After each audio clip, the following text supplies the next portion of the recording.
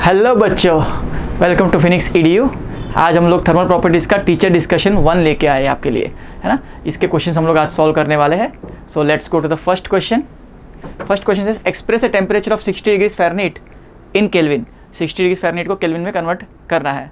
तो पहले आप इसको लिख दो। केल्विन में कन्वर्ट करने के लिए आप सेल्सियस से 273 ऐड कर सकते हो, या डायरेक्टली आप सेल्सियस फ़ारेनहाइट से केल्विन में भी कन्वर्ट कर सकते हो। तो मैं डायरेक्ट वाला फॉर्मूला से यूज़ कर रहा हूँ यहाँ पर। F minus 32 divide by 212 minus 180 is equal to, Kelvin में कन्वर्ट करना है तो K माइनस 273 बाई 373 माइनस 273। ये हमने lower fix point output fix point fix किया था, उसको यूज़ करना है। यहाँ पर F की वैल्यू 60 दी हुई है तो 60 सब्स्टिट्यूट कर देंगे यहाँ पर। 60 माइनस 32, ये नीचे हो गया 32, सॉरी ये नीचे हो जाएगा 180।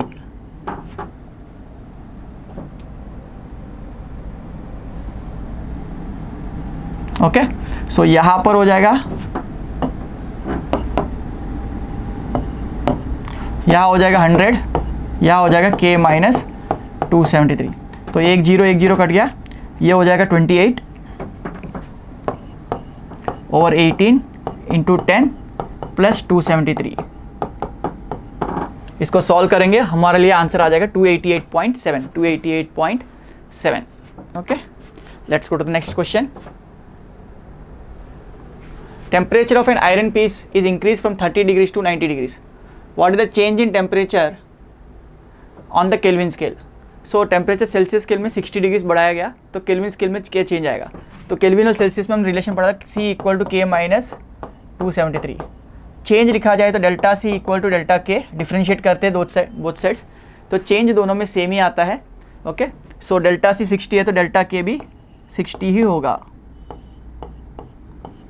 तो आंसर हो जाएगा 60 Kelvin, because change is same in Celsius scale as well as Kelvin scale. Fahrenheit scale में स्लोप अलग होता है तो उनमें अलग चेंज आ सकता है, इसमें सेम चेंज आएगा। सेल्सियस और केल्विन में दोनों में 100 डिविजन्स इक्वल डिविजन्स है, इसलिए चेंज सेम आता है। Let's go to question number 3। Two liquids A and B at 32 degrees and 24 degrees when mixed in equal masses, the temperature of the mixture is found to be 28 degrees Celsius. The specific heats are in the ratio of, दोनों का mass same है, दो अलग अलग liquids है, तो एक का C1 एक का C2 मान लेते हैं।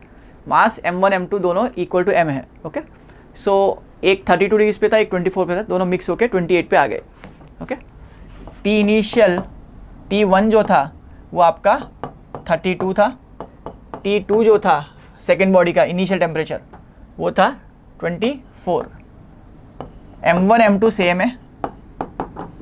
Okay, C1 C2 individual specific heats है, तो मास एक बॉडी हीट लूज़ कर रही है जो 32 डिग्रीज पे वो हीट लूज़ कर रही है, और 24 डिग्रीज पे जो है वो हीट गेन कर रही है।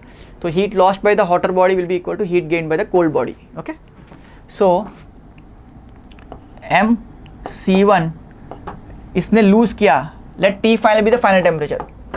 T final is the final temperature of the mixture.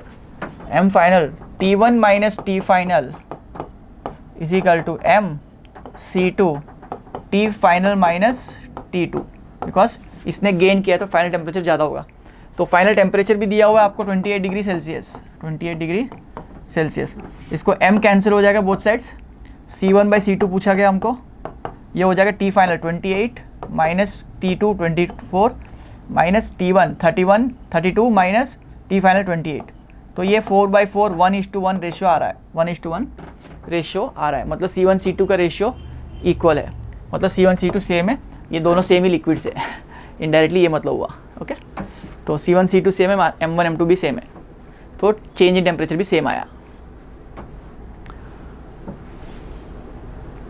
A calorimeter contains 0.2 kgs of water at 30 degree Celsius. Okay, 0.2 kgs of water at 30 degree Celsius and 0.1 kg of water at 60 degree Celsius. एक और water है उसके पास, आपके पास वो 0.1 kgs का है, वो 60 degrees पे है। Is added to the mixture and stirred well. Mixer में ऐड किया आपने, उसको बहुत अच्छे से स्टिर किया। The resulting temperature is found to be 35 degrees. Then the thermal capacity of the capacitor. अब देखो कैपेसिटर की थर्मल कैपेसिटी पूछ रहा है। पहली बात थर्मल कैपेसिटी मतलब मास इंटू स्पेसिफिक हीट होता है। तो आप जिस कंटेनर में मिक्स कर रहे हो उसका m/c पूछा जा रहा है। तो आपने एक ठंडा पानी एक गर्म पानी मिक्स किया, दोनों मिक्स करने से एक कॉमन टेम्परेचर 35 पे आ गए, लेकिन ये 35 पे आते होते सिर्फ एनर्जी इन दोनों में एक्सचेंज नहीं हुई, कुछ एनर्जी आपके कैलोरीमीटर में गई।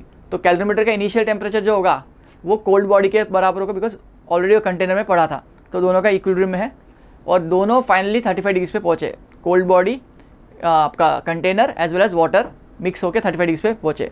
तो heat lost by the hot liquid is equal heat gain by the cold liquid plus heat gain by the calorimeter, heat gain by the container और कैलोरीमीटर। सो यहाँ पर 0.1 kg आपका हॉट फ्लूइड है, उसने specific heat of water, हम specific heat of water को ले रहे 4.2 किलो जूल पर केजी, 4.2 किलो जूल पर केजी ले सकते हो या 4200 जूल पर केजी ले सकते हैं, 4200 जूल पर केजी। यहाँ पर यूनिट्स जूल में दिया है इसलिए कैलोरीज पे हम लोग नहीं जाएंगे, 1 कैलोरी भी लिख सकते थे, बट आंसर्स देख के हम लोग कैलोरीज को प्रीफर नहीं करेंगे। यहाँ पर 4200 और इनिशियल टेम्परेचर इसका 60 था और फाइनल टेम्परेचर 35 है। ओके, इज इक्वल टू यहाँ पर कोल्ड लिक्विड मतलब 0.2 kg वाले ने गेन किया और एज वेल एज आपका m/c ऑफ द कैलोरीमीटर ने भी गेन किया। कोल्ड लिक्विड कौन है आपका वाटर, वो 0.2 kg का है, इंटू उसका भी 4200 है, उसने टेम्परेचर 30 से 35 बढ़ाया, मतलब 35 माइनस 30 प्लस आपका कंटेनर का मास m मान लेते और उसका स्पेसिफिक हीट c मान लेते। तो m/c उसका थर्मल कैपेसिटी है इंटू उसका टेम्परेचर चेंज, वो भी 30 पे था बिकॉज उसके अंदर ऑलरेडी कोल्ड लिक्विड था, तो इक्विलिब्रियम में थे। तो 35 माइनस 30, तो यहाँ से हमको ये वैल्यूज़ पता चल जाएगी। इसको इधर लेके आ जाओ, 0.1 इंटू 4200 इंटू 0.2 इंटू 4200 इंटू 5, तो उसको सपरेट करेंगे और divide by 35 minus 30 that is 5 से डिवाइड कर लेंगे। तो आप चाहे तो कैलकुलेशन करा देता हूँ, एक 0 एक 0.420 और ये कितना हो गया 525। ओके, ये माइनस ये हो गया 420 इंटू 2, ओके 840 हो जाएगा, इंटू यहाँ पर 5 डिग्रीज डिवाइड बाई 35 का 5 नीचे आ जाएगा, 35 माइनस 30 का 5 नीचे आ जाएगा, तो ये 5 टाइम्स ये 1 चढ़ जाएगा। तो आपको 420 इंटू 5 करना है जो 1680 आ जाएगा, माइनस 840 करना है तो आपको आंसर आ जाएगा 1260 के आसपास। देखो कैलकुलेशन एक बार, 0.1 kg of water at 60 degree Celsius is added to the mixture, is well stirred and resulting temperature found to be 35. Okay okay, तो आपको यहाँ से मल्टीप्लाई करना है और सपरेट करने से आपका आंसर 1260 आ जाएगा जूल पर केल्विन। 420 इंटू 5 करोगे 2000 के ऊपर आएगा, माइनस 840 करोगे तो आपका 1260 जूल पर केल्विन आंसर आ जाएगा। Let's go to the next question. Compare to burn of water at 100 degree Celsius, burn due to steam at 100 degree Celsius is. देखो हमको पता है, हमने कैलोरीमीटर पढ़ा है, steam has higher energy compare to water. Water 100 degrees पे है, उसको 540 कैलोरीज ऐड करोगे तब स्टीम में कन्वर्ट होता है, तो स्टीम के पास ज़्यादा एनर्जी है, तो स्टीम का बर्न ज़्यादा डेंजरस होता है एज़ कम्पेयर टू वाटर का बर्न। सिंपल क्वेश्चन, जिसके पास एनर्जी ज़्यादा है वो ज़्यादा डेंजरस है, तो स्टीम इज़ मोर डेंजरस और मोर हॉटर, तो इसलिए मोर डेंजरस इसका compare to burn due to water, burn due to steam is more dangerous इसका सही आंसर हो जाएगा। Let's go to the next question. 50 grams of copper is heated to increase the temperature by 10 degree Celsius. Copper को 10 degrees बढ़ाया हमने, delta T दे दिया 10, मास of copper दिया 50। Okay, if the same quantity of heat is given to 10 grams of water, the rise in temperature is. Okay, copper का specific heat दिया हुआ है, तो सेम क्वांटिटी ऑफ एनर्जी दी गई है वाटर को भी, तो क्या उसका टेम्परेचर चेंज भी सेम आएगा? तो पहले तो एनर्जी कितनी दी है देख लेते हैं। Heat supplied is equal to mass of copper, specific heat of copper into delta T of copper. तो मास कितना दिया है 50 ग्राम्स। ओके, ये 420 दिया हुआ है आपको। देखो मैं यूनिट्स कन्वर्ट नहीं कर रहा हूँ बिकॉज हमको एनर्जी चाहिए, और यहाँ पर जो एनर्जी है वाटर को भी ग्राम्स में मास दिया हुआ है, तो this energy supply to mass of water into specific heat of water into delta T. अब देखो यहाँ पर डेल्टा टी जो है कॉपर का जूल में लिया है, तो आप कॉपर वाटर का भी जूल में लीजिए। ओके, डेल्टा टी यहाँ पर आपका है 10। वाटर के लिए लिखो मास 10 ग्राम से, देखो मैं ग्राम्स को किलोग्राम में कन्वर्ट नहीं कर रहा हूँ, दोनों तरफ ग्राम में है, कट जाएंगे। स्पेसिफिक हीट ऑफ वाटर जो है वो 4200 लीजिए और डेल्टा टी ऑफ वाटर निकालना है आपको, डेल्टा टी ऑफ वाटर निकालना है। तो देखो ये 10 टाइम्स गया, ये 100 यहाँ आके 2 टाइम्स जाएगा, तो ओके ये 4200 है, ये 420 जूल पर केजी केल्विन है, ये 10 टाइम्स जाएगा यहाँ पर। ओके, ये 10 और ये 10 कट जाएंगे,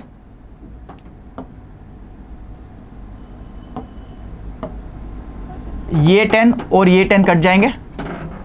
अब बचा delta T of water is 50/10, that is 5 degree Celsius. तो वाटर में सिर्फ 5 डिग्री का चेंज आएगा बिकॉज उसका स्पेसिफिक हीट ज़्यादा है। ज़्यादा स्पेसिफिक हीट मतलब उसको टेम्परेचर चेंज लाने में ज़्यादा एनर्जी देनी पड़ेगी, सेम एनर्जी से कम टेम्परेचर चेंज आएगा।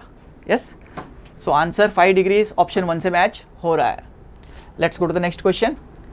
Right down the following temperature increasing order of 50 degree 50 Celsius 50 degree kelvin.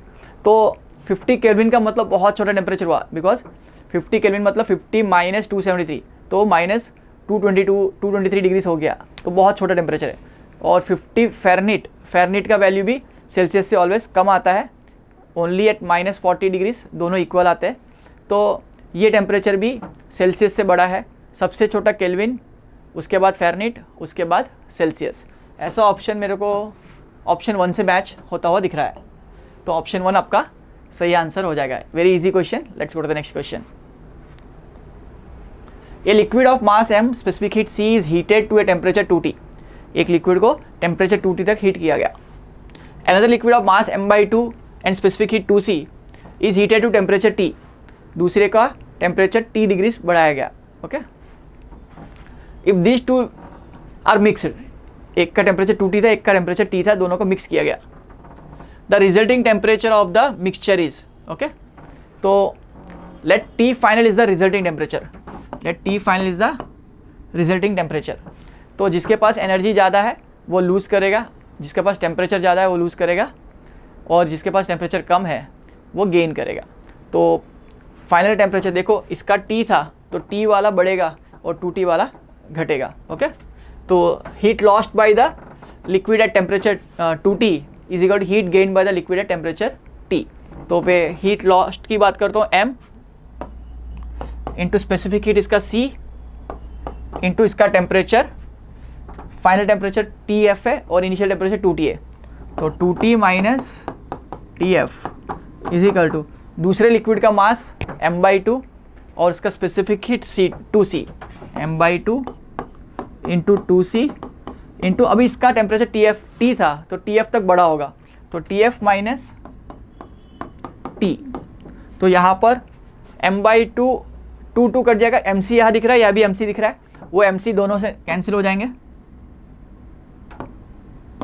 देखो ये पूरा MC, ये 2 और 2 कैंसिल हुआ, M और M और C यहाँ से कैंसिल हो गया, तो डायरेक्टली ये 2TF माइनस TF को इधर ले आओ, TF हो जाएगा, और उस माइनस T को इधर ले आओ, प्लस T हो जाएगा।